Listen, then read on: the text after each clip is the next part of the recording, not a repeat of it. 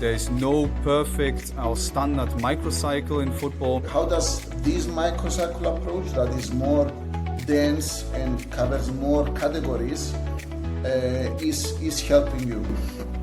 Yeah, it's helping me enormously. Big clubs have an established identity, a game model, and then the coach that comes in needs to feed into that model, and just the club identity continues. But you mentioned that in smaller clubs, this is not true. This has never gained success, and this will not help you get players fresh on the weekends. I had really a bad experience with this kind of periodization or microcycle structure, with starting very, very high with a session of 7 to sometimes even 10 kilometers. So in the scenario that we are going to have the day off on match day +1, so would you do any top-up runs straight after the game, or you would just do another compensation training on match day +2 and adjust the load so that they will be okay to join the team program on match day +3? Like I said, there are studies on if the head coach changes and the head of performance changes. When both changes, the injury incidents rise 700%, and it can be that can have a huge impact on your performance. We got the new head coach, and he came in and he wanted to change everything, and from one week to the other, players, they had immediately almost double or tripled the high-speed running amount.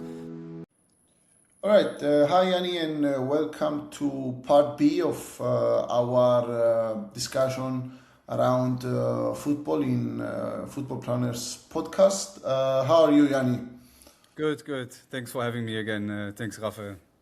Good to be back. So if you don't mind, can you reintroduce yourself just in case people haven't seen the previous episode? Yeah.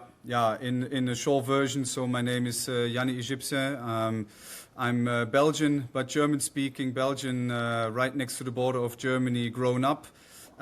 Studied then sports science, bachelor, and high-performance sports in master. Currently, I'm a PhD student at the German Sports University in Cologne. Went through different stations and jobs and internships in German football clubs, Benfica Lisbon. Then worked 3 years at KS Open in Belgium, at my hometown. Went together with another head coach to a promoted club in the first Belgian division, and worked there for another year. And then now I'm 1 year already in FC Utrecht in the Dutch Eredivisie, and working there on the highest level in the Netherlands. Nice. Thank you. So today's topic will be on microcycle design and different constraints in professional football. It's going to be a different structure from the podcast we had the previous time. We're going to have a small presentation and go over it in detail as we move on. So Yanni, you can get going, and we see where we will end up going with this discussion. Perfect. All right. Perfect. We start first slide. So like you introduced, I will be sharing about different microcycles that I experienced now over all these years, passing by in all these first divisions that I worked in. Now in Belgium and Netherlands, there are some typical microcycles favored for some performance coaches and head coaches actually, like many studies already said, and what we practitioners already know is that the head coach has a big impact and influence on the structure of the weekly structure, the microcycle, the mesocycle, and also on what is happening on the daily basis during training. And we performance coaches, if we are not at a big club where the structure is already given, and maybe the head coaches adapt to it, then usually the performance coaches, they adapt a bit to different microcycle structures and content. So I'm going to talk about of what I experienced a bit. I switch here to Spotlight, that we just go one by one. So like before, usually or everything is based on context. So nothing is fixed. There is no perfect or standard microcycle in football. Some leagues or countries have favored, they favorize some different kind of microcycles. In Belgium, for example, many clubs are working with the normal, let's say normal one hill up and down microcycle. And in the Netherlands, for example, a lot of clubs work with the British model with a matchday -3 break or matchday -4 break, where they have an off day there. And I will go afterwards a bit on that side. So what is it all about with the microcycle? In general, the demands are made up by the physical coach's philosophy and the head coach's philosophy. That means what kind of physical targets we want to have ticked off in the week.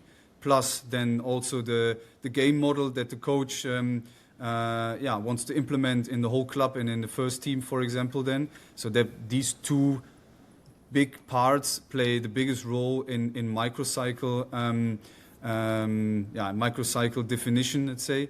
And then also the competition list that you get. So if you are in Saturday, Sunday rhythm, just one game per week, or if you get the cups of the different countries in your schedule, and on top, if you are in a European competition like we had this year with the Europa League, then this makes a huge difference in how many times you have some competition or fixtures.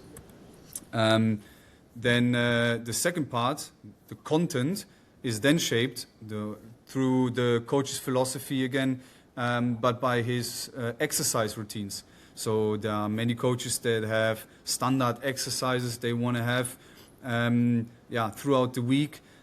Some are tactical, some are more physical demanding, and they say this is an exercise I want to have on this day, 1 or 2 times on each week, and this is exactly what I want to have.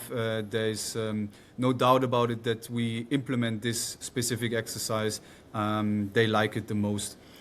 On top of this, of course, we have the injuries and the fatigue. So what the wellness questionnaire is saying, is giving us as output, what the players report subjectively, and how many players we have available by that time. That shapes the content.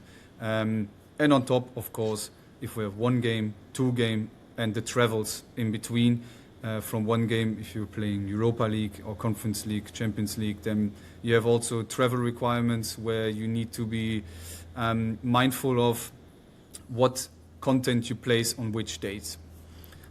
This in general, so these 3, 4 things, they sum up and form the content and the microcycle in general.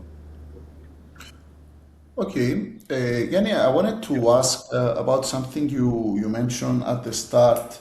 You mentioned about club identity and coaching style, and you made a really important point saying that big clubs have an established identity, a game model, and then the coach that comes in need to feed into that model.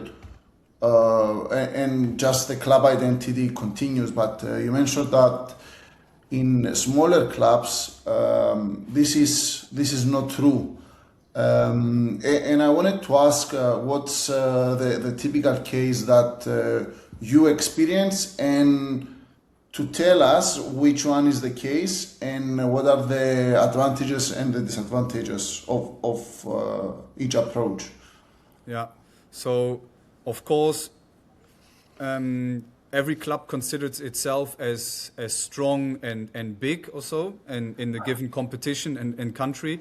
But some clubs are really big. And I had myself a job interview with a big club, which I will not name now, but with a bigger club in Germany. And I was presenting about, if the head coach has this and that microcycle in his head, then we can do this and that on these days. I am flexible, I'm adaptable to this and this microcycle, then I would do this and this.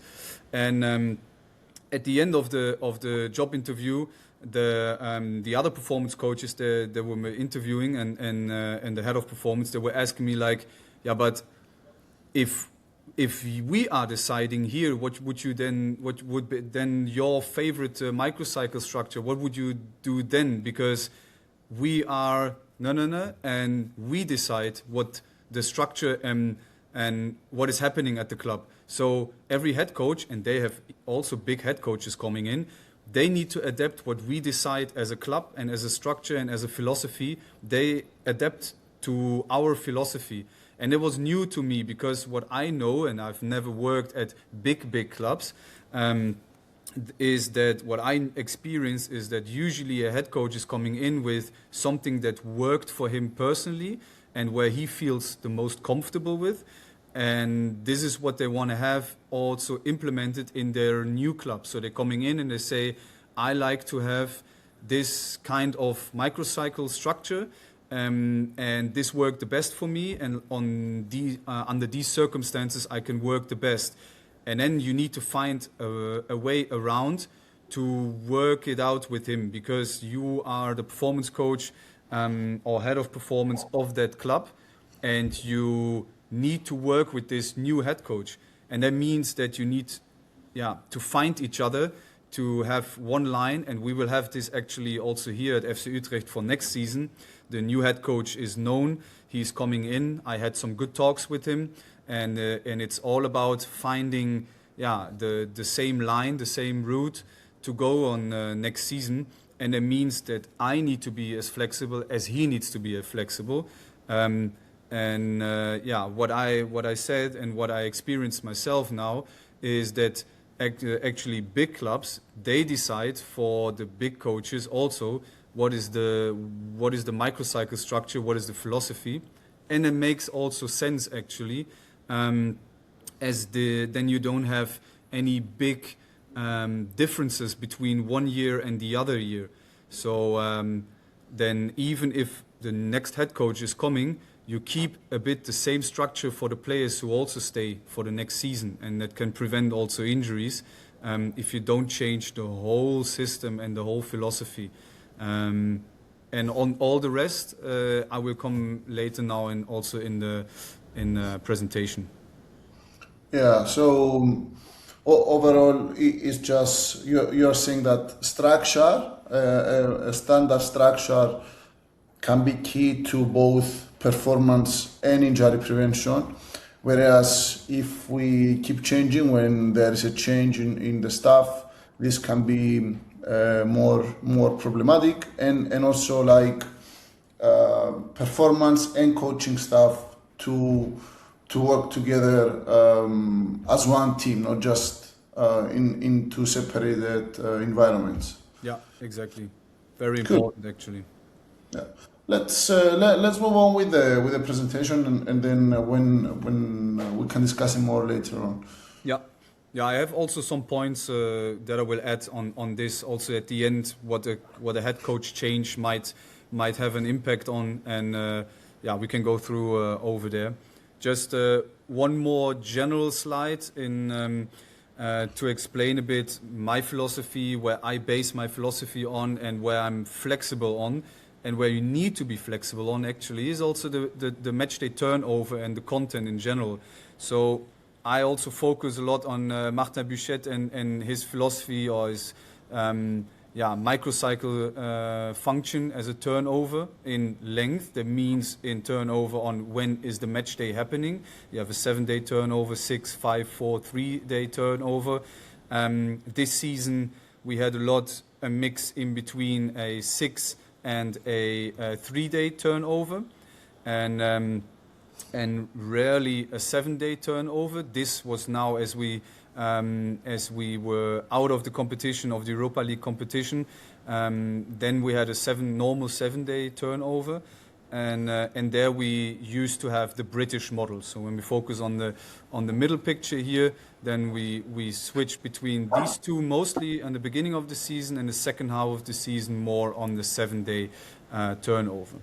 On the left side for preseason training, I like that very much. I would, of course, structure it a bit also, based on in which environment I am currently. So in the Netherlands, we structure it a little bit different. Not so many afternoon sessions, but mostly everything first in the morning, and then probably second sessions in the afternoon. This is for preseason training then, to have a kind of hard preseason training. But also this microcycle structure depends a lot on first the head coach, what is his in his mind to structure the week in the preseason. What is my intention to structure the session throughout the season? So we will find together the same vision finally,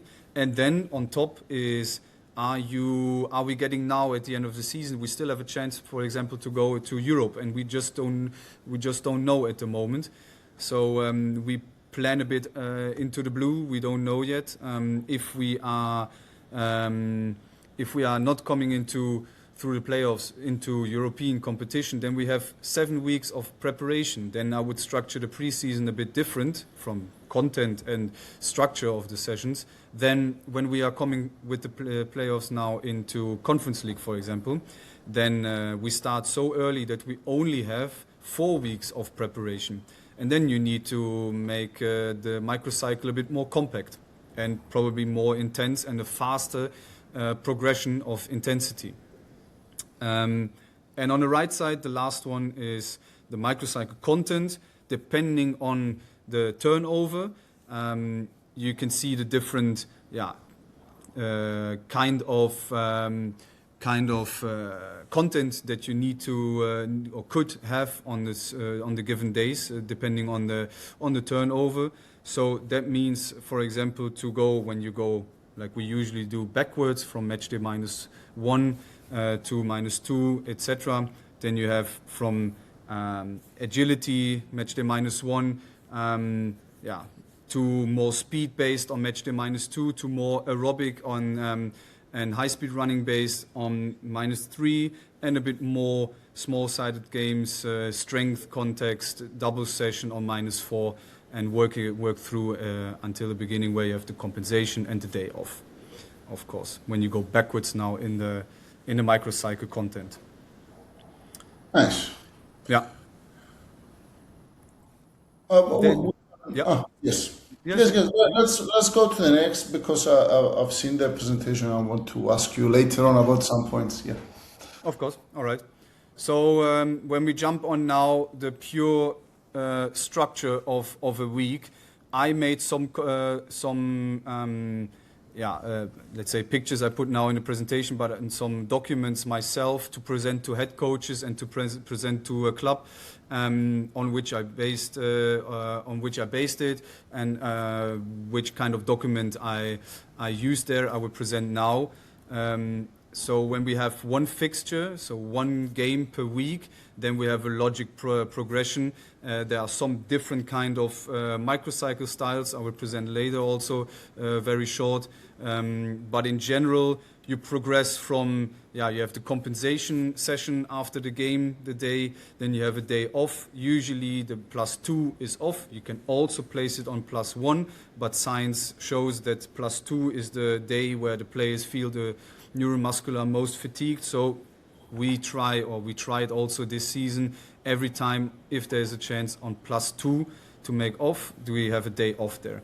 And then we progress from a bit normal to lower volume, but more the strength part, neuromuscular impact on the players, to a bit higher load aerobic, a bit more high-speed running, open game, to a bit more speed, and try to have on match day -2 at least over 95% of the individual max speed reached per player. We check this via tablet then, of course. This is normal classical structure that many practitioners are doing. So I'm based on that then. I've put this in a own document for myself. If I make it a bit bigger, then you can see it better. So now going from left to right, we have the match on the left side. Then after is the compensation session. In between the compensation and the yellow on the right, you see you need to think about a day off. So I didn't put it in, not important in the way of for the structure, but you have the +2 then off. So this is now missing in that document. Then we start with the classical structure. So like I said, 75 minutes of training on the match day -4 then, you can go into the weight room right after training. Microdosing as prep is always before the training, that's normal. You can switch and work a bit with the small-sided, medium-sided games. This is not a fixed structure now, but just that you see a bit where I'm working around is 4-6 kilometers, usually 4-5 kilometers. We try to work around 75 minutes, max 90 minutes in total duration.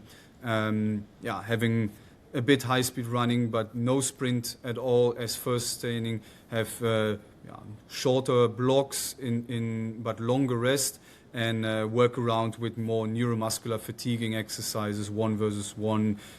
Doesn't have to be in transition, but more on smaller spaces. Working then towards the one hill periodization. That means then one aerobic day, more large-sided games, a bit more endurance capacity. Still not the highest sprint, so trying not to have too many sprint distance or sprints and not too much sprint distance. It can be go into high-speed running, trying to work around that you don't overshoot there, but having a good aerobic volume already, 5, 6, 7 kilometers can be reached there. Progressing now then to the match day -2 session, where we have 60, 75 minutes max, where we have medium-sided games, large-sided games, a bit longer blocks. We can play with moderate to long rest, that we can go full again with more intensity, speed games, transition games, 4-5 kilometers also there, with a more speed approach. One time 95 isolated, we try to hit 95% of isolated sprint percentage, full gas, linear sprinting, we try to tick there. And then the match day -1 is just all about decision making, reaction, also in the gym already with reaction lights, cognitively working on the pitch with a reaction game. We can work tactically in an 11 versus 11, set pieces, and then small-sided games maybe at the end with a high number but smaller space, low volume in general. So this is the classical structure that many practitioners are doing at their club if the coach wants a 4-day lead-in towards the game, so the one hill periodization. All right. I wanted to ask you about some details on this approach and about your opinion on that. You did mention that you try to do the recovery day on match day +1, right? Whenever it's possible. Yeah. So I wanted to ask. Obviously, you mentioned that we know by research that this can be better. But when it comes to deciding, and you also need to take into consideration traveling demands of the team state, psychological state, or athlete psychological state, maybe some cultural constraints. If match day +1 is a Sunday, maybe, and the rest of the schedule of the week, for example, or any other constraints. How do you prioritize all these to make a decision? Yeah, so in general, we try always to have +2 the off day. If it's not possible, then it can be also the +1 a day off. Actually, in any way, even if we have a congested schedule at the moment, then we still try to have 1 day off in between. That means if it's +2, and we have it also with Europa League this season, if it's +2 and we just have a match day -1 session and then game again, we go for this. It worked as well for us. Sometimes we want, because of travel, we want to come back on the same day after the game. Then we can have day off immediately the day after, and then have a 2-day lead in with a low session and a low session, and then game again. I think I will present it also after how it looks like with the 2 game and which option we have.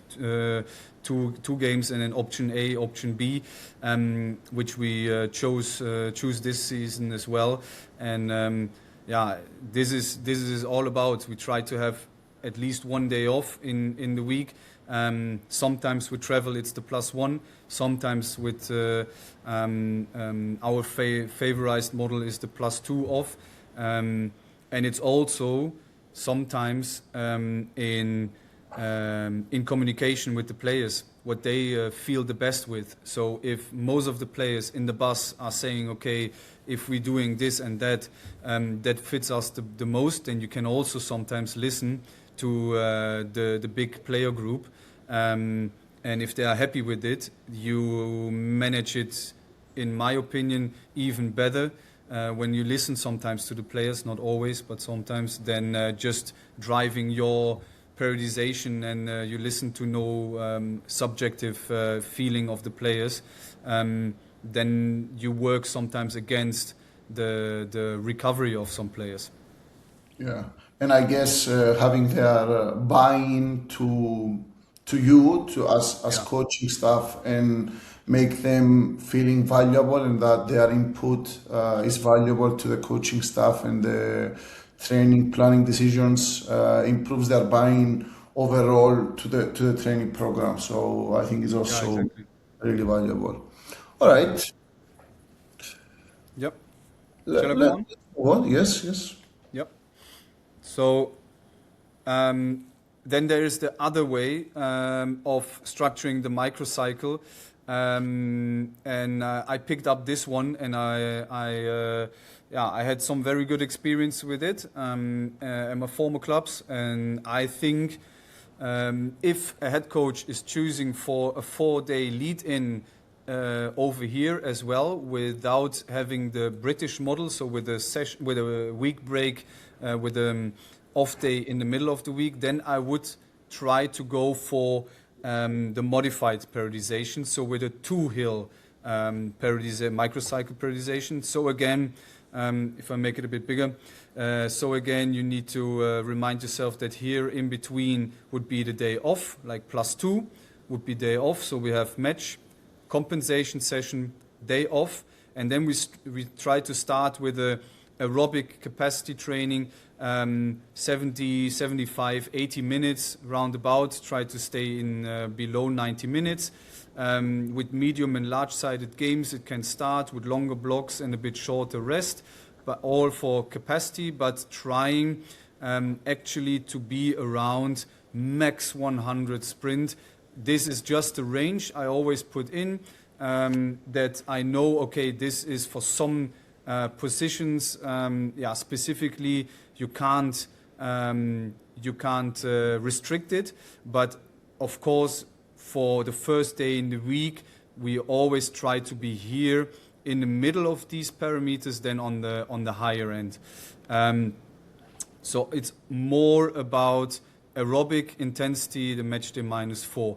Going then to the match day -3, where we start with a lower volume, just 4.5 kilometers, with longer rest in between the periods. Why? Because this could be a more technical and tactical loading day, where we play tactical games, tactical walkthrough, pattern play, blocks of 1 to 3 to 4 minutes. That's also okay, with longer rest in between, a bit more explanation of the coaches in between, where you just go on tactical things, and it's a more kind of a rest day, like it would be in the British model with a full day off over there, which I explain also later on.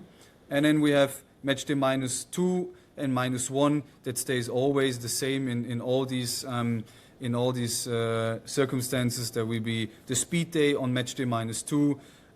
Volume can be actually a bit higher for the modified periodization, 5-6 kilometers in total, with sprinting distance specified per position also. High speed running can be a bit higher.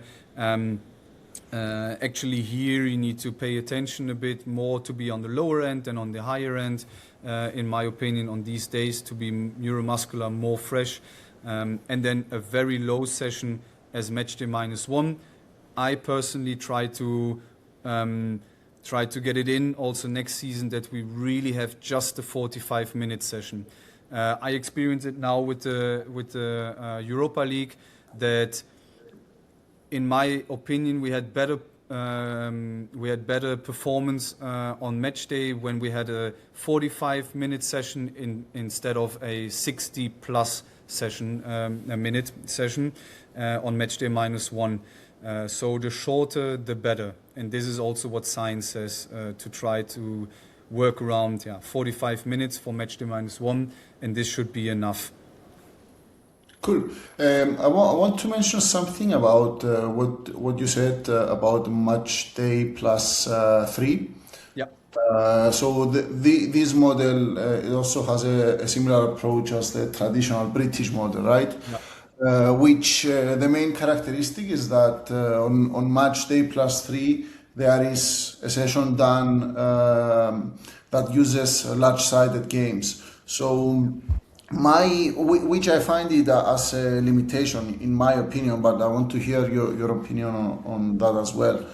So we know, especially for not so fit or older players, that there are some occasions that they may not be fully recovered on match day +3, and obviously large-sided games will and most probably expose them to high-speed running or even sprint, which may increase their risk of injury, scheduling a session like that. So I want to hear your opinion on that, and if you have a way to overcome this issue.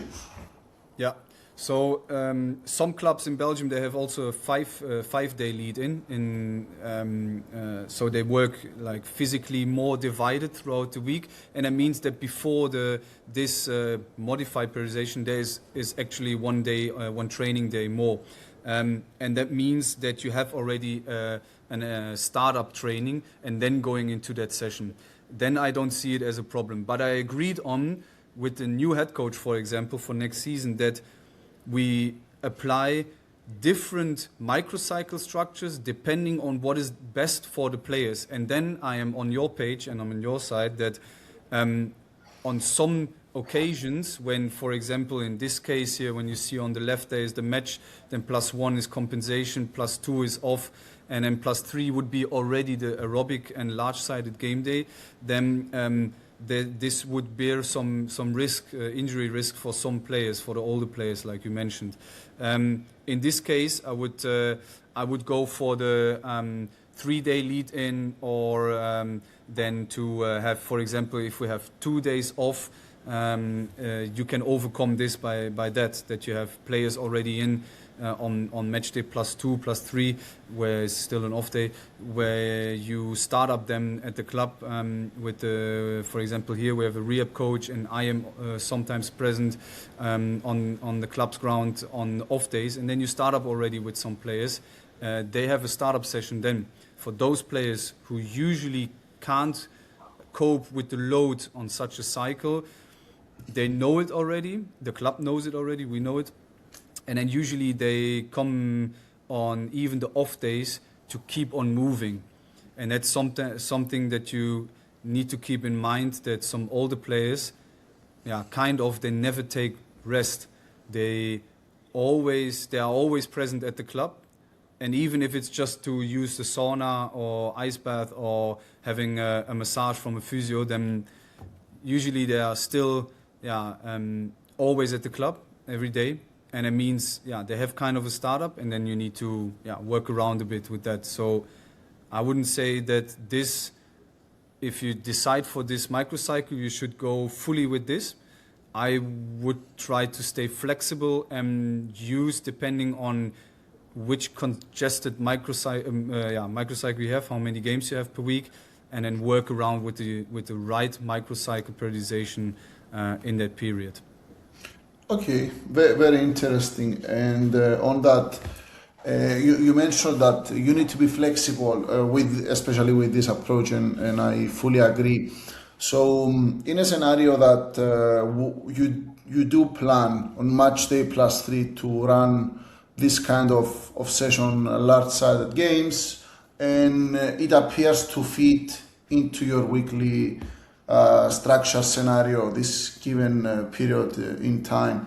But let's say you did your wellness questionnaire or any readiness assessment you have, and then you see that the majority of the team it doesn't seem to be well to cope for this session. Will you speak with the coaching staff to adapt the session and maybe regress it, or you will still stay just because the coaches say then we need to run a session like that? What will be the approach? Yeah. So in general, what I usually agree with the head coaches on and the coaching staff in general is that the day before this training session, we finalize and structure the exercises of the next day then. So in the afternoon, we speak about the next day, the content, structure the exercises, who is playing which role in which part of the training session, etc. And if this structure stands, then you can go into the morning meeting, where you can then, and what I do always is open up the laptop or on the screen, on the television, that we open up the wellness questionnaire and we go through the list there. Are there some red flags? Is there something that is something important to keep in mind? Is there something strange that appears by players? We have with Z scores the color coding behind, so we see quickly if there is a pattern appearing that we need to adapt to something. And then if the training stands already and you don't need to go again through all the exercises, then you can just readjust the exercises that you have already. So you say, okay, we cut this exercise fully. If we cut this, we cut this and these meters. With my former coach at the other club before, we even had, like I said, standard exercises that he usually used throughout the week. So I could already beforehand calculate what the session looks like after he told me, I want this exercise, I want this exercise. And I told him we need to be this and that in performance values, metrics today, so like KPIs. And I could already beforehand calculate what the session would look like. And then I know already if we cut this exercise because players say they are fatigued, then you know already the outcome. And that's how I do it. So first pre-plan the exercises, look at what the players are subjectively given as instructions, given in the morning questionnaire, and based on that you can still manage the exercises, make them smaller, bigger, longer, and or cut exercises fully. Yeah, so just being able to adapt the session without changing the main focus. Maybe becomes an underload exercise, decrease the intensity by maybe removing the goals or changing the rules. Yeah, Exactly. nice. Let's move on. Yeah, really interesting. Back short to spotlight, and then we move on something. I leave this in big. What doesn't work in my experience. So I had a head coach where he wanted this microcycle, and he was like pushing for it, and he was still pushing for it at clubs before and after he left the club. And in my opinion, this has never gained success, and this will not help you get players fresh on the weekends. Actually, I had really a bad experience with this kind of periodization or microcycle structure, with starting very, very high with a session of 7 to sometimes even 10 kilometers. I was a young performance coach, so I didn't stand my ground, let's say, at that time, and I just kept on going with the head coach to be on one line, of course, and to go to be on one page together with the coaching staff. We managed the time he was in the club. We managed it more or less, but it was, I think, horrible for the players to cope with that load, to start aerobically and volume-wise very, very high the week. Seems like another game after the game, right? Yeah, exactly. So it was actually crazy to see. You can't. I don't know if there is a word for it, but for in English. But in general, human beings are made for habits, and if you once start this microcycle, it's easy to go on with this microcycle, and players will adapt. It's no problem they do it. They will adapt, but they will constantly be fatigued. So they will adapt in the way of they stop moaning about this microcycle. They just accept it and they keep on going. So we had really sessions 2 days after the game with, so we had +1, we had a day off, and then +2, where usually the players are neuromuscular, the most fatigued. Yeah, this coach wanted to have a high volume session of 7 to 10 kilometers even, wow, with high speed running, with runs, and sometimes even with spontaneous invented runs that he wanted to have in the session. And me as a young performance coach, I went fully into it, and I tried to help him to do it. And but I was not on his page, let's say. But before the players, of course, you need to be fully committed. But just to show now here the audience also what I experienced as young performance coach, what can happen is that a head coach comes in and says, I have good experience with this, I always want this, and from now on we do this. If you don't want it, then you are out, more or less. So you go with it. And I had very bad experience with this microcycle structure, to start high volume, and also high intensity, to go down, then lower, and then even have the next stimulus, which is a neuromuscular stimulus with resistance and power training, with then the small-sided games, to have then still the same volume but more into speed day, then have a low day, but this low day as match day -2 will not get the players fresh anymore enough to be easygoing and fresh for the game. Just as an example, that what I experienced, what doesn't work in my opinion. I mean, I think this microcycle is not backed up by any research or any logical approach. Now, in general, can you give an advice maybe to younger sports scientists or coaches that just start out?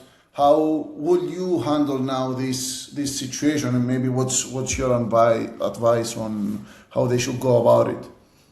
Yeah, so if you don't have experience which you can show that worked, so now I can say, for example, I've worked 5 years in this environment in different countries, and I have the experience, and then you can convince a head coach with this already a bit.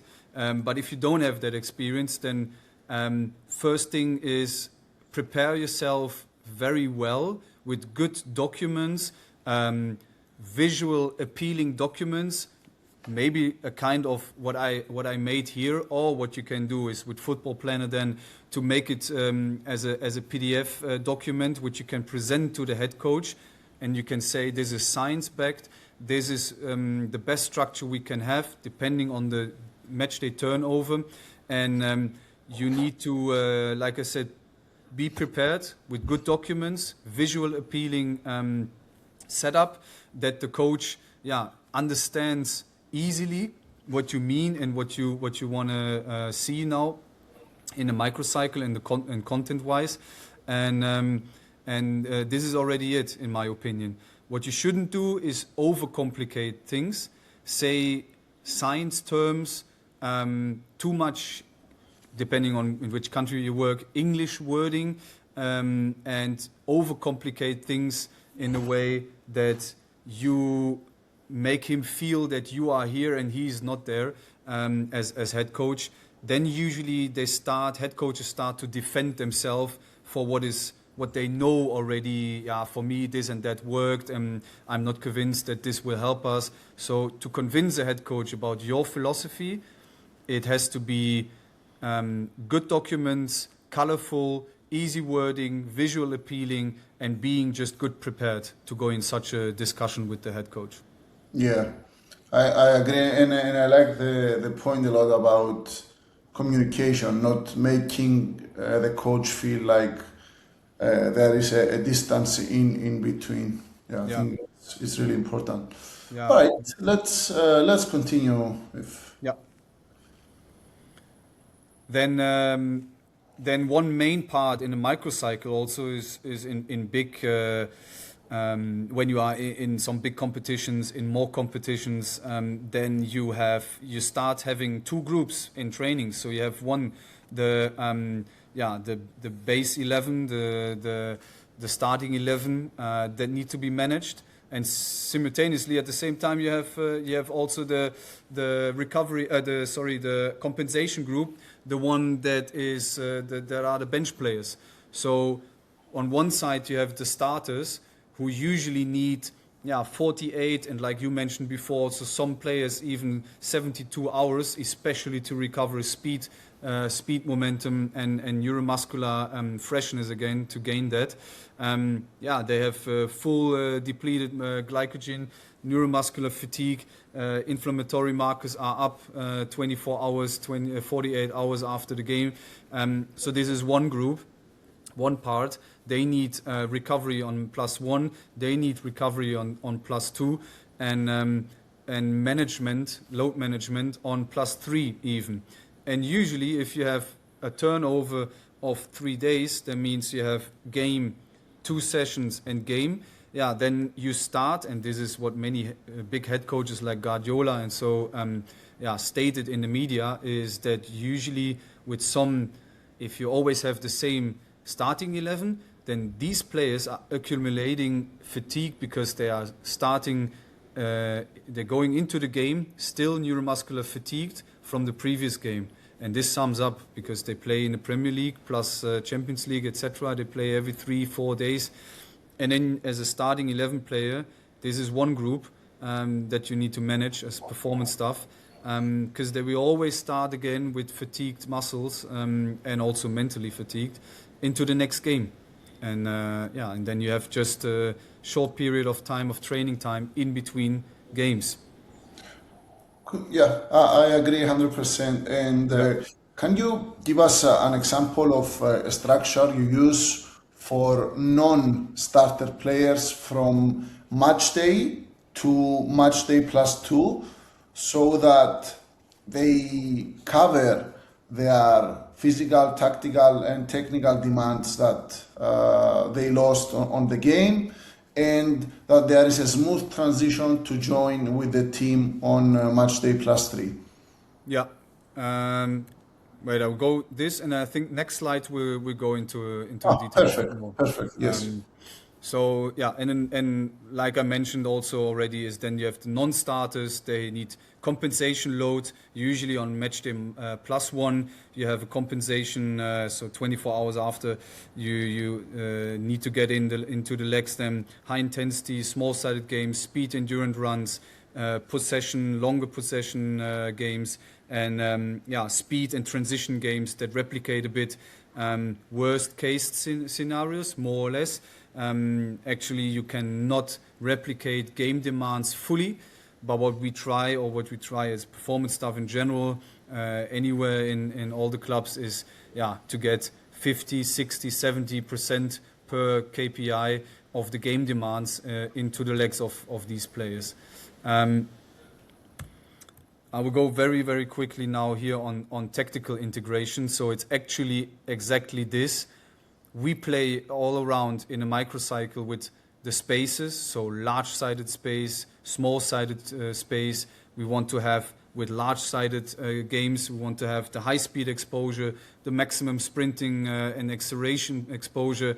We want to have aerobic power throughout these games with a high physical output and tactical combined. So there you can have tactical integration into physical large-sided games. And on the other hand, you have the small-sided compact games where we want to have decision under pressure, a lot of acceleration, deceleration, change of direction, and a bit anaerobic intensity, where you can have also tactical constraints that can be integrated and form the output of these games. And all this by the constraints like the rules, one touch, two touch, the size of the goals, small as mini goals, then medium goals or big goals, with more goals than you usually have on a football pitch, to have more pressure, to have more choices that you can make, a different scoring system, like the winner stays on the pitch, etc., and that keeps on driving the players for competition a bit. So all this is something that we have throughout the microcycle.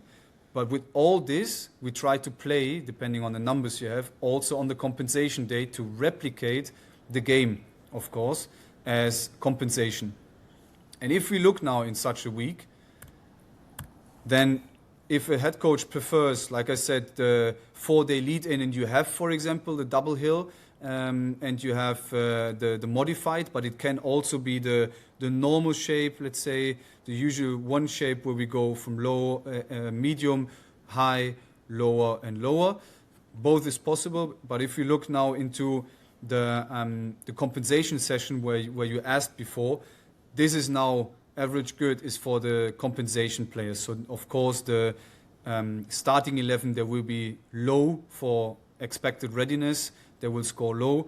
But what we do is, the best thing that we can do is for players that are not playing so many minutes on match day, and players that played less minutes than expected, but usually are starting 11 players, and we will have them in recovery over here. Then they do right after match, if possible, strength training, and at best eccentric strength training. So that's the best approach, to do it right after the game. And for example, in our stadium now, we built a small gym next to the dressing room. So I will try also next season, and it's a bit a process because not all players are used to do this. But I want to try that players who played 60 or 45 minutes, and we decide that they should be in the recovery group on the next day, then I try to have them immediately after the game into the gym next to the dressing room and give them an eccentric stimulus. So actually you have everything on one day, and you can fully focus on recovery the next days. This is one approach that you can do. Yeah, And so then, keep your high days high and your low days low, yeah, not just the standard. exactly, and that you don't divide too much in between, that you have always something, but then, like you say, on the high days we work also high and also eccentric volume, and then on the low days we really try to keep them on and off feed very low. And then you have, like we spoke about the compensation group. There again also we try to work eccentric, so the body part focus here for the compensation group is mainly leg focused, make them neuromuscular fatigue, not fully empty but fatigued a bit, before the session and also after the session, so our pitch session. So what we do, for example, here is the recovery group.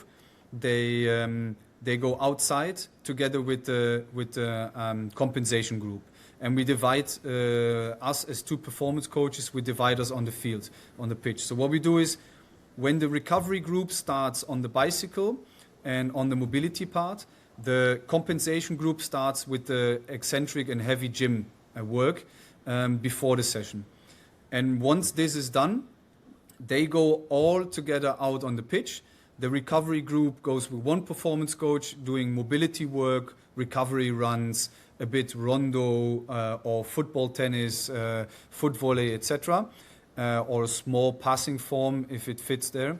And the compensation group gets fully into, with the other performance coach, into intensive warm-up in fully intensity, speed, reaction, and we go on into the session like I mentioned before, long possession game, transition games, 1 versus 1 worst case scenarios, transition game from 1 versus 0, so just against the goalkeeper, until 3 versus 3, for example, with longer period of playing. High-speed running in between, acceleration or sprints in between, and to push the guys there to have a good compensation session of 1 hour 15, 1.5 hours. The recovery group, at the same time, when they are finished with their short session of max 20 minutes, half an hour, they go inside, and if they didn't have it, the strength session on right after the match, then they have a lower version, a neuromuscular, less fatiguing session right after the training or pitch session. So then we keep them in the gym doing the same exercises, but sometimes more on the concentric part than the eccentric part. Some adaptations for players who have problems or feeling fatigued after the game, of course. And like that, you keep another strength stimulus into the training schedule. Next day is then off. Nice, really smart. So you use the small-sided games for the neuromuscular load on the compensation group, and then you use the runs to expose them to high-speed running and sprint, which they don't get from the small-sided games, right? Yeah. Nice, really interesting and really smart approach to manage both groups. Now, I want to give you a different scenario, which, although is not the most ideal one, we sometimes are forced to have. So, in the scenario that we are going to have the day off on match day +1, so will you do any top-up runs straight after the game, or you will just do another compensation training on match day +2 and adjust the load so that they will be okay to join the team program on match day +3? What's your opinion and approach on that? Yeah. So if the +1 session is the off day, then we always do, and I always did, straight after the game, the runs, all compensation runs. What I would like to change for next season myself is that I would like to make the compensation runs a bit neuromuscular, more demanding, because now many performance coaches are doing that. The normal ones, linear running, box to box, box to midline. Some are doing box to midline and back. Then you have one change of direction in it. I would like to create different blocks and kind of compensation runs with a bit more change of direction and neuromuscular fatiguing on small space, and then long run, and then small space and long run, a bit changing of that.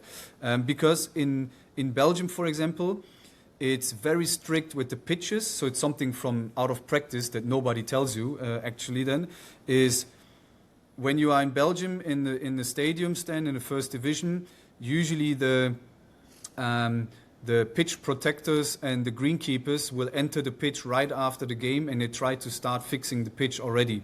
And they are upset and and angry on you if you start doing neuromuscular work on the pitch. So sometimes they give you just the box, sometimes they just give you one half of the pitch, and you need to work around with the long runs then, and that's difficult actually, and that's something which I didn't experience here in the Netherlands. They let you run and they let you do what you want. So at least what I experienced this season, and that means that I would like to take advantage of this and make some runs a bit more neuromuscular, more demanding next season after the game, if the +1 is off. That's one thing. And then if we have +2, then the actual session, then everybody goes out. So we have a normal preparation. We have, for the starting 11 players, let's say low prep, sometimes just individual prep or mobility. And for the compensation group, let's say, we have a more demanding prep with some lifts in there, some normal to heavy lifts that we implement into the prep, the pre-ep. And then we go all out together with both groups, and we all start together. But the recovery group, they will start together with the compensation group. They will just go until after the passing or one block of the possession game. And then we structure it like warm-up all together, passing with the whole group, or in two groups, and one group is the compensation, one is the starting 11, where the starting 11 is led by one coach, and we leave them a bit more easygoing with the passing, and the other one is like with some resistance, some tactical shape, and a bit more pushing with maybe a small goal as a target to pass into there, a bit more speed in there, and maybe one block of possession where we have both groups together. And then the recovery group, they go inside and they are finished. They don't do strength anymore. They don't do anything, as this is the +2 and a more fatiguing day of the players, starting 11. And the others continue with a 1 hour 15 training session as their compensation. Yeah. So not just for the starting 11. And even for the non-starters, having the match day +1 as a recovery day and not a day off is more beneficial for the whole team. Yeah.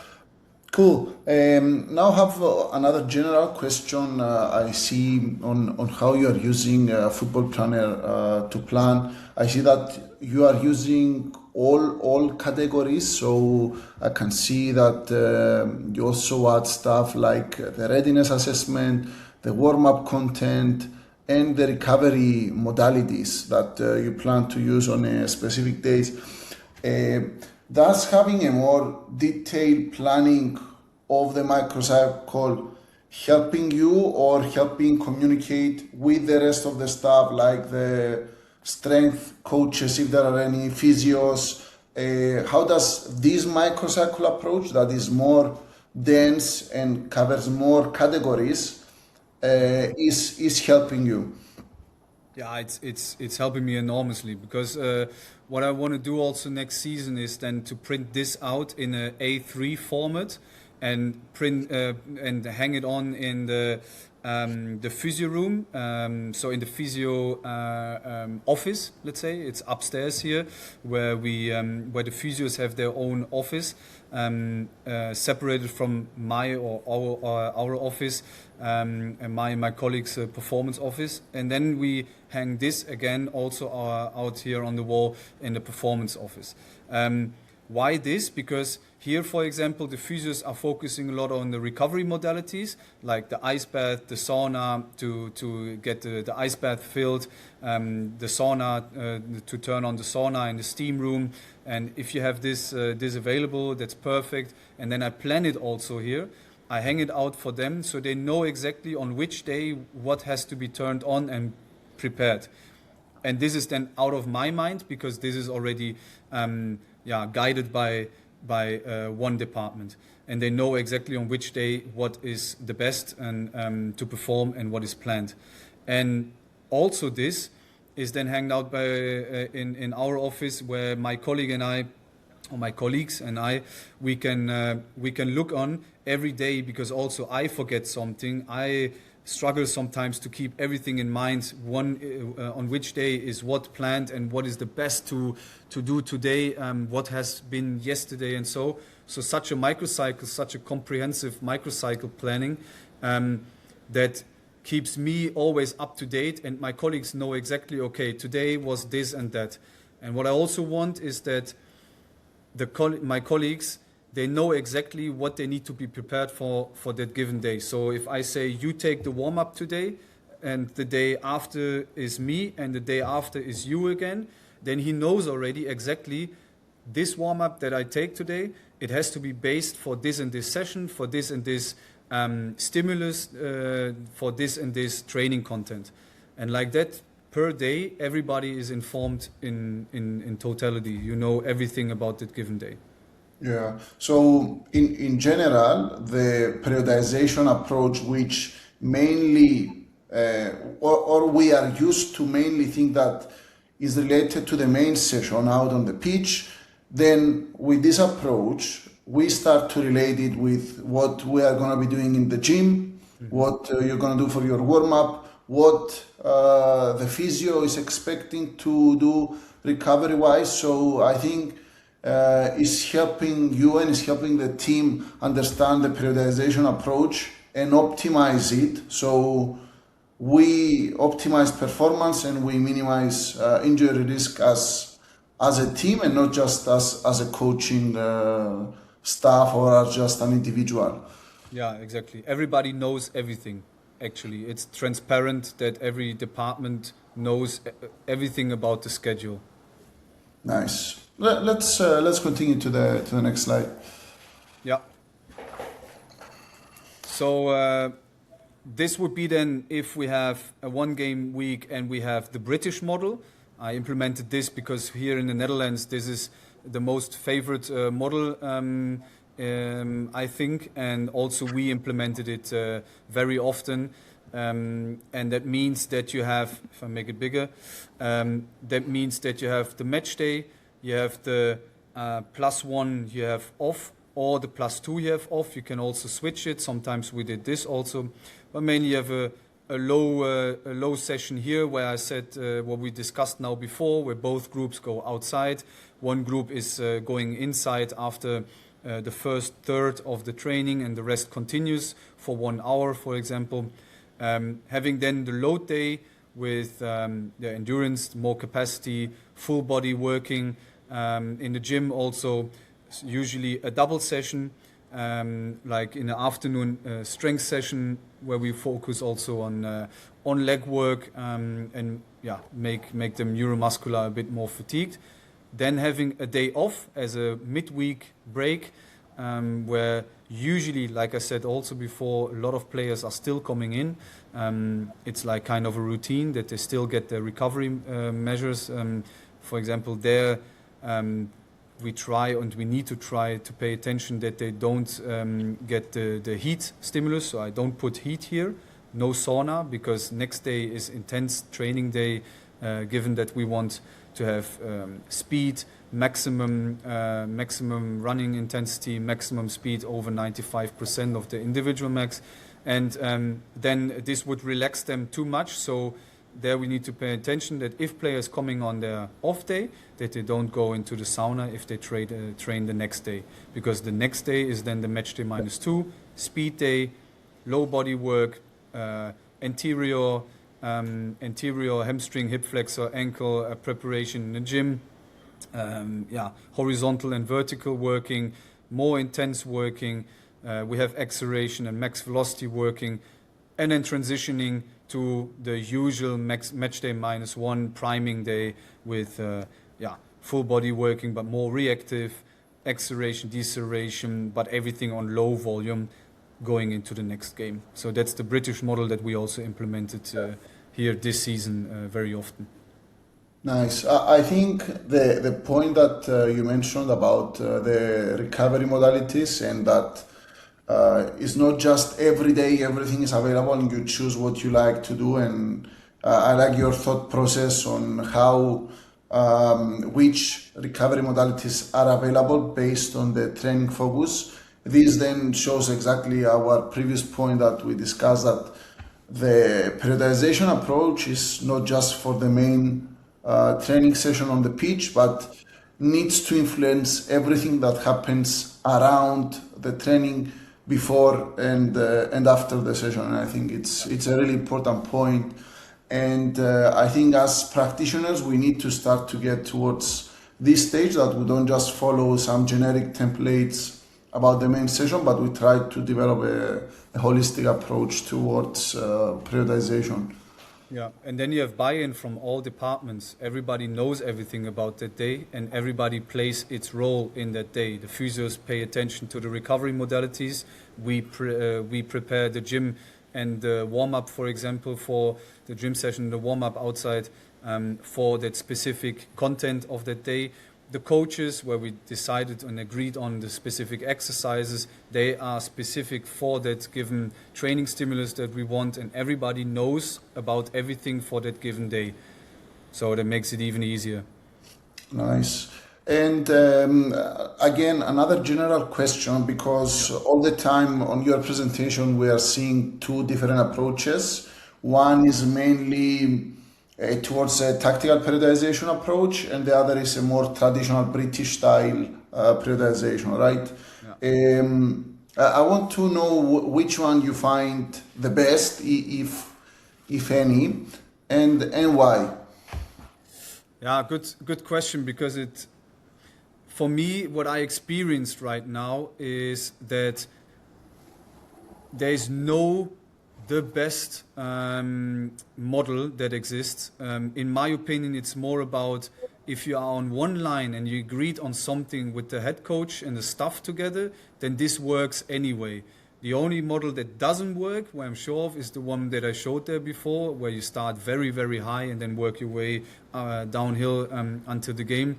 That doesn't work. But in general, tactical periodization, one hill periodization, double hill modified, as well as the British one with the session, midweek break, all of them are working very well, I would say.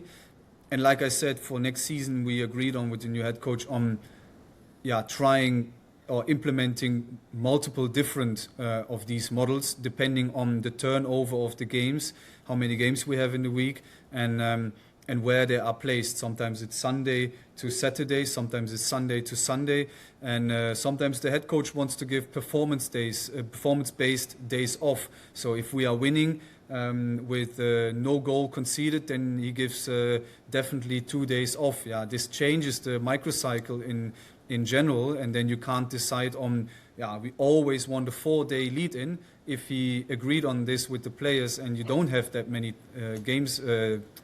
training days anymore, then you can't have this periodization model anymore. So in my opinion, I don't have a favorite game model. I like very much the modified periodization, but sometimes it doesn't work that in best case, and then sometimes it's the British model that's the best case, and usually here in the Netherlands they use the British model and it works very well. Yeah, no, I agree. So we don't have to be defined by a specific periodization philosophy as practitioners, but what we should do is understand all available models and understand what is needed for our specific situation, and use what we can take from each individual model and use it on our favor.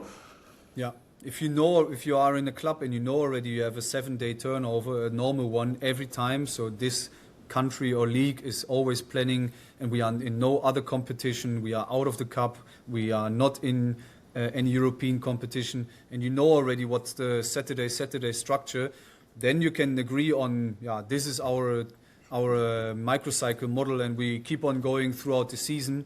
Then I would, of course, stick to it, because that works the best. There's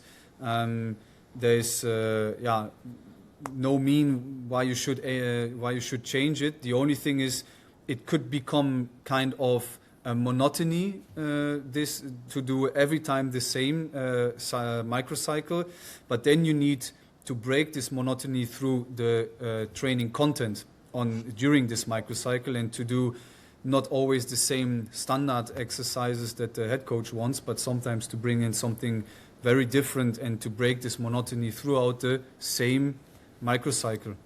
Yeah, and I think also the scenario you described is not really realistic in elite level football. It's very rare.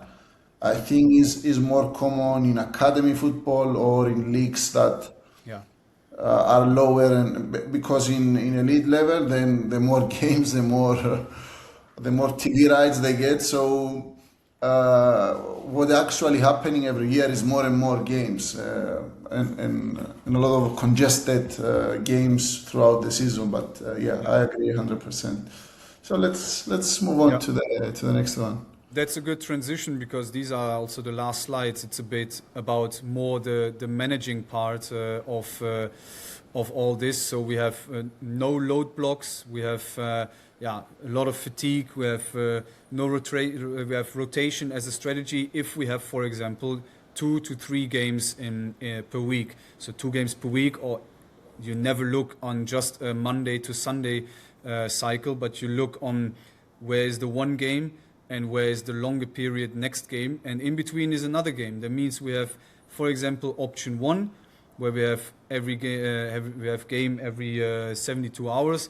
There you don't have any development anymore, more preservation, and you try to rotate with players. And if some clubs choose, or head coaches choose, to have always the same starting 11, then if you have this schedule where you have a game, and then so like -1 session, game, and then if I make it bigger like this, and then compensation day, where the players where we still try to have a strength stimulus, mainly for the legs, for the compensation group, because we still have 48 hours in between,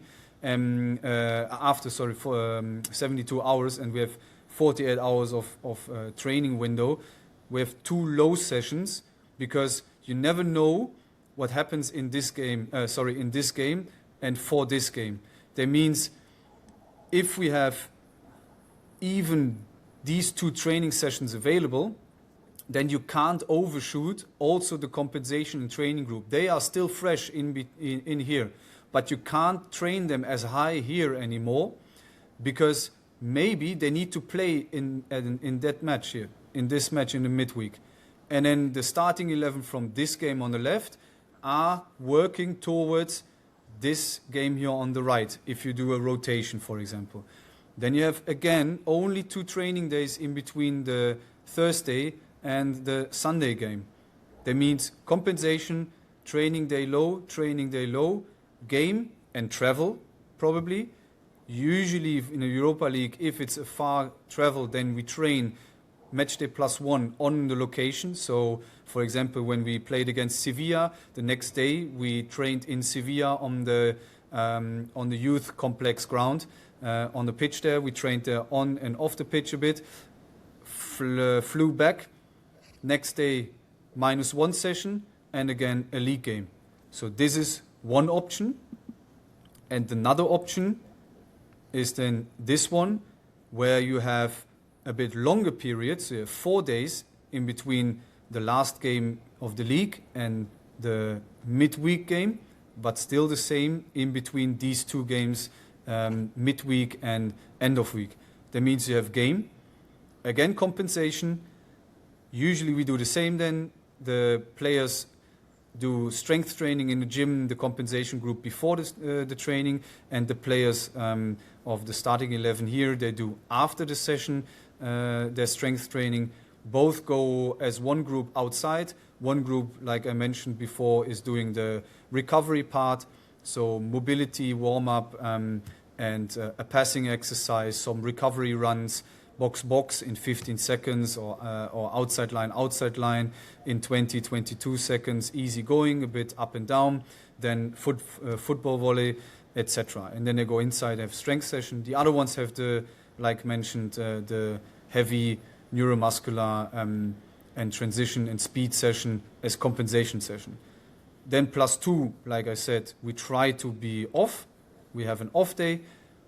Then we have a match day -2, which is also +3 for those players. That means it's still a speed session day, but in brackets, because of course players that played over here will still be neuromuscular fatigued on 72 hours afterwards. So we adapt, for example, if we do the isolated max speed sprinting, they just need to go to 85. Some can, if they feel good, can go to 90%, but they don't need to hit 95 or 100%. And we adapt all the games on a bit more restricted space that they don't reach that high targets regarding speed. Then you have +4 and -1. The midweek game, usually then Europa League, Conference League, Champions League, not Champions League, but Conference League or Europa League. And then you have 2 days in between the next game on Sunday. So these are the 2 options where you have always Thursday the game and Sunday the game, and this and the beginning of the week or end of the week before, this can switch, you never know. Yeah, so busy periods, congested periods. You do what works for the team, right? It's you just decide based on the readiness and go with it. Yeah, Do exactly. you have another slide or? Yeah, the last one is what we had actually at the beginning of the conversation. Is at the beginning of the talk, it was a bit more about what happens when a new head coach is coming, and the picture is actually not that good, unfortunately. But one of the biggest disruptive events in football is when there's a head coach change, and I experienced it especially in my first 2 years at my first club.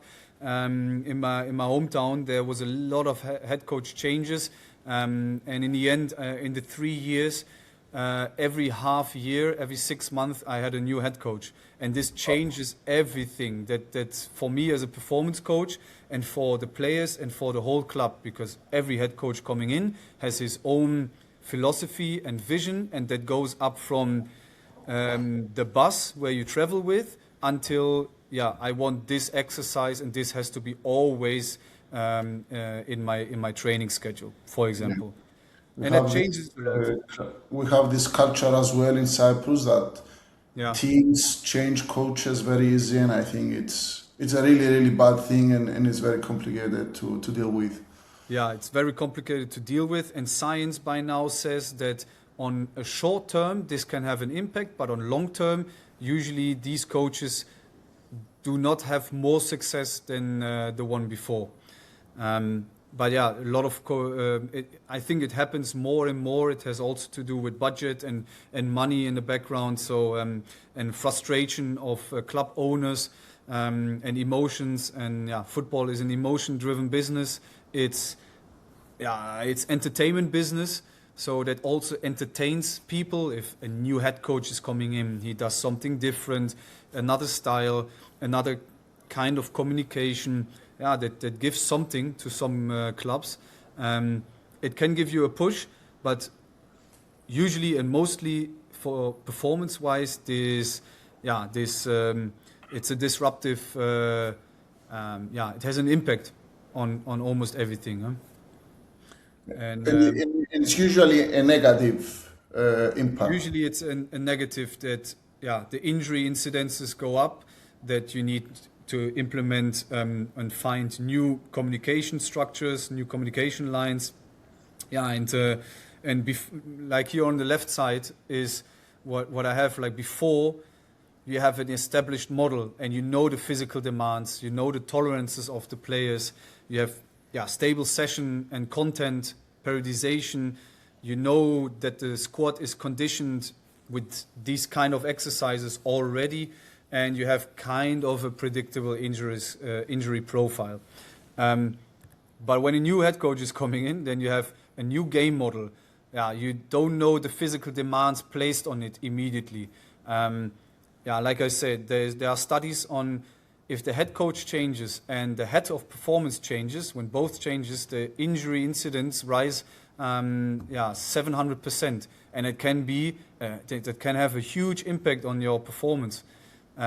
So you need to again bridge the gap as performance and medical staff between the technical staff and what they want, because every new head coach wants to bring in new things, wants to have an impact, make some good impressions on the club board and on the supporters, and want to train what they think is the best in their style, in their way, and in the short period usually they want to make the most out of it, and that has an impact on our work as well.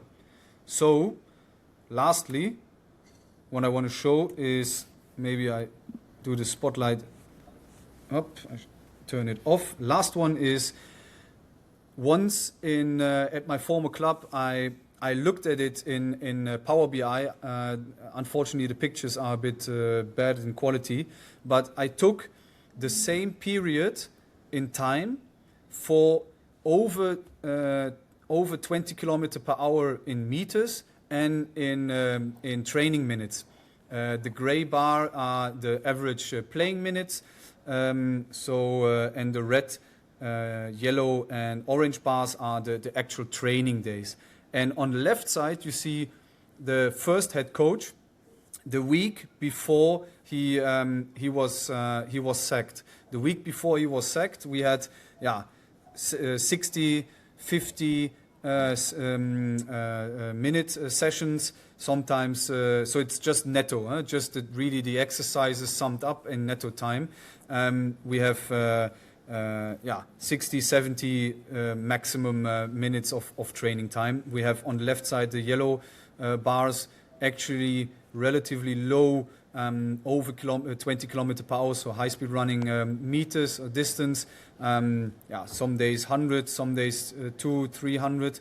But if we look the week after, it's really the week after the coach was sacked. We got the new head coach, and he came in and he wanted to change everything. And from one week to the other, players, they had immediately almost double or tripled the high-speed running amount.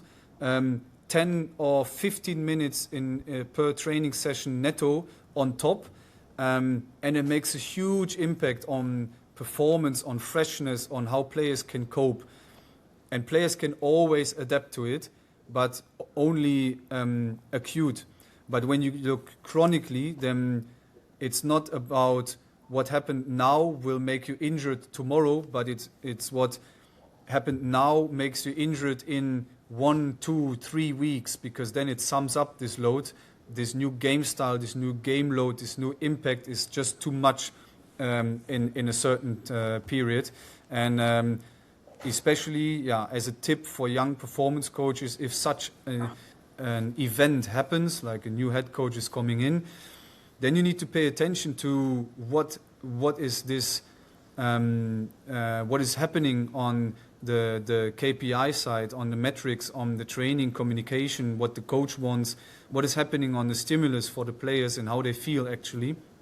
And this is what I experienced. And to show that data is telling you sometimes really the story behind this, 1 week to the other, new head coach 1, head coach 2, and everything changes and has a huge impact on performance and your game model and your performance model.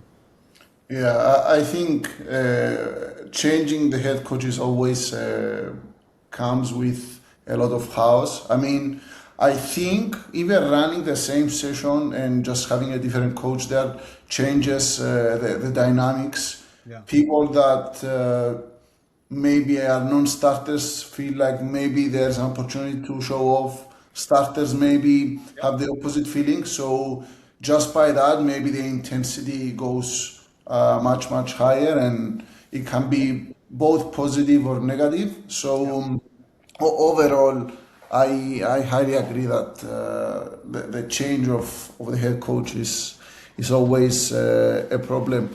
Now, I don't know if you want to add anything on that. I just wanted to ask you one general question about microcycle planning. So if you have something else, then I can jump back on that.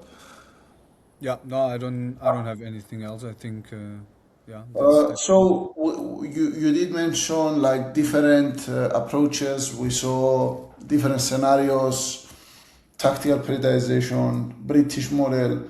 yeah, Now my question is, if there is a specific physical need, physical demand that you need to develop in your team, how would you structure your microcycle to accommodate that? Because what we've been discussing now is like we have our small-sided games planned in the week to cover the strength and neuromuscular load, then our exposure to aerobic endurance, more extensive style training, and then our speed work later on, and like each one has its own role. But for example, let's say if we need to get stronger in endurance, just that we saw in the analysis of the games, how would you change your microcycle design to accommodate that? Or maybe you say I will not change it. I don't know. yeah, yeah. In general, I wouldn't change the microcycle structure for this purpose, but I would change the training content. So you always can play around a bit with the metrics. You can always play around with the range of what you want to target with the KPIs. So if I put in the microcycle in between 6 and 7 kilometers should be the session, you can always go to 5 kilometer session and you have still the same purpose of that session. You just need to change a bit the exercise, the kind of the exercises. And then if it's one time in that microcycle that you don't hit the 6-7 kilometers for that day, then this doesn't matter that much. Chronically, of course, if you do it always, then yeah, you need to change your model. But then I wouldn't change this. What I would change though is the training content. So if you want to, let's say, like you said, work more aerobic capacity and more endurance, then I would decide, and with the technical stuff together, to keep a base of exercises for what we usually do in these training days, but to maybe cut 1 or 2 of these exercises and to fill them in with probably higher volume exercises or top-up runs in the middle of the training session. Then we have the same training content, but we have added loading capacity aerobic wise with runs in between. For example, it can be also an exercise which you combine with aerobic runs, where you say 2 groups are playing, the third one is next to the pitch, is running, and then we have a rotation. So I would structure it like that and compensate it a bit like that, not changing the whole microcycle, but on these days I would change the session content. Nice. So keeping the same structure and a gradual shift to the training focus on the elements we want to cover. Yeah. Nice. Thank you very much, Yanni. I don't know if you want to add anything else about microcycle, if you want to discuss anything else. No, I think we went through all different kind of styles. Yes. So thank you very much, and we can have another discussion really, really soon in the near future. Yeah, of course. We're looking forward to it. Nice.